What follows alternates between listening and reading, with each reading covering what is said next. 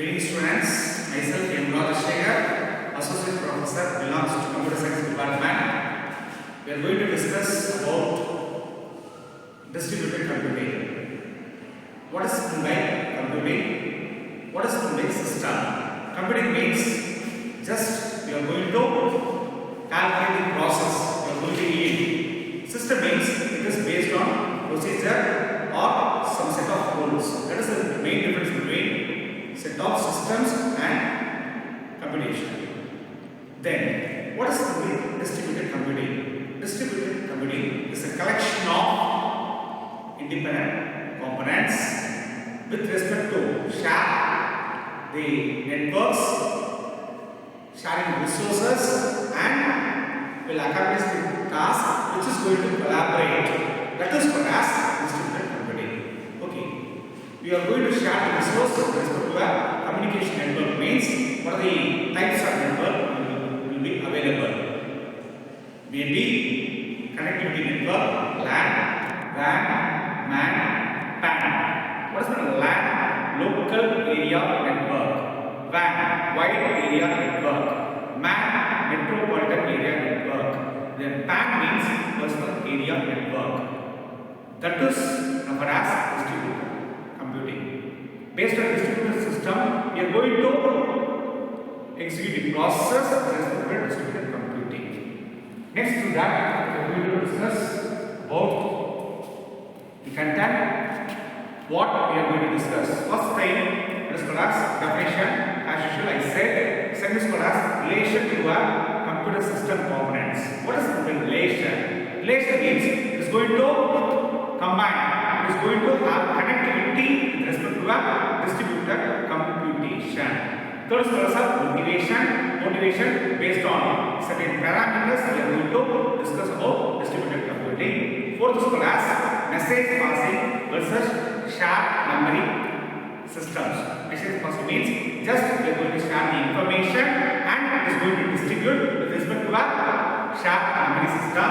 Then fourth is called as primitives for distributed communication. Then next is called as synchronous versus asynchronous execution. Next is design issues and challenges. After that, a model of distributed computation and distributed program. Next to that, a model of distributed execution.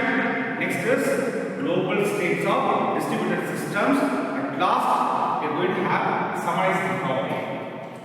First and foremost, previously we discussed about distributed system.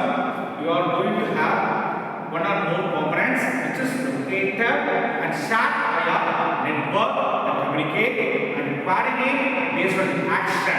Based on action means it is going to make a process of information. That is called as action with respect to a message passing.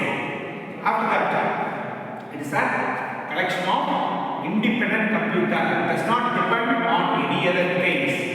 Then it will interlink the process to solve a problem. It cannot be solved alone. That is called as individual one. Then after that, here we are going to discuss about the distributed system. As usual, I said distributed, that is called as independent computers that appears based on coherent system. Then it can be characterized as, that is called as concurrency. Then clocking, that is called as independent failures, autonomy, and heterogeneity. What is the clocking?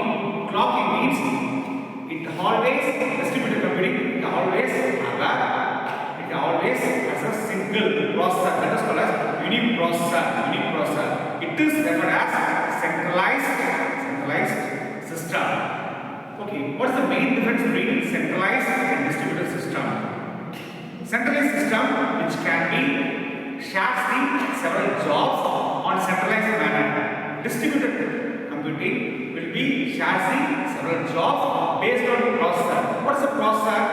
Processor is CPU. That is called central processing unit. Second thing, you have two limits. That is called as upper bound and lower bound. It will be followed by centralized system. system. Then distributor, there is no upper bound and lower bound. Upper bound means it indicates highest value. Lower bound, it indicates very lowest value. It can be represented as minimum value. Then upper bound represented as higher value. Third difference, clocking will be followed in centralized. Clocking means how much transaction, how much process will be complete within the fraction of second. That is clocking. Then distributed computation will not follow clocking. That is called as no global state will occurs. Software, it is difficult to identify based on the software. That is program. Then for distributed system, then networks, sharing of resource with respect to will happen any failures while sending or receiving. Third source of security can easily accessed by everyone. We need to send username and password. It is difficult. For sharing of resource, we need everything. The not loss is called as previously I said it is absence of clock level. Main difference between parallel communication and distributed communication. Parallel communication as usual it is described about centralized computing. Centralized computing means as usual that is a parallel computing. Then here interaction will be process will happen in frequent manner. Then here it will be in an infrequent manner. Last line it will be assumed a reliable one. Parallel it will not be reliable. That's called as unreliable. Then after that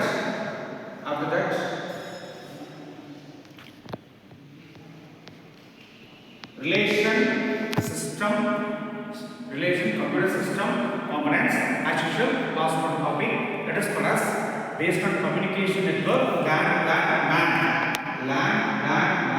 on this diagrammatic representation